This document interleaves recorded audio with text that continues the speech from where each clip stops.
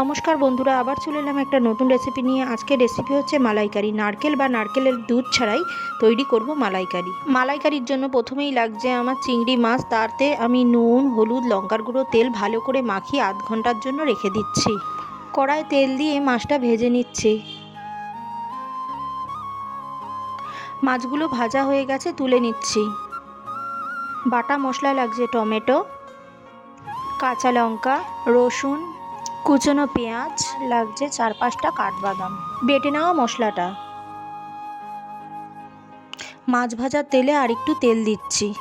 তাতে ফোড়ন দিচ্ছি শুকনো লঙ্কা, তেজপাতা আর গোটা জিরে, গরম মশলার গুঁড়ো দিয়ে ফোড়নটা ভালো করে ভেজে নিচ্ছি। এবারে বেটে রাখা মশলাটা দিয়ে দিচ্ছি।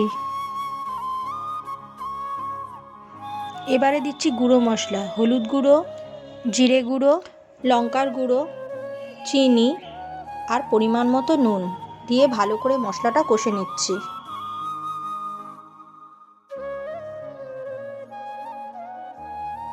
মশলাটা খুব সুন্দরভাবে কষানো হয়ে গেছে।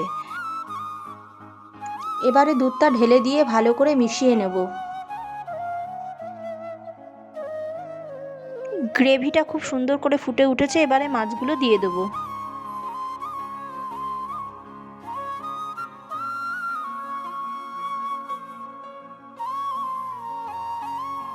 গ্রেভির সঙ্গে মাছগুলো ভালো করে মিশিয়ে নেব। ওপর থেকে অল্প ঘি আর কাঁচা লঙ্কা দিয়ে নামিয়ে ফেলবো। তৈরি চিংড়ি মাছের মালাইকারি।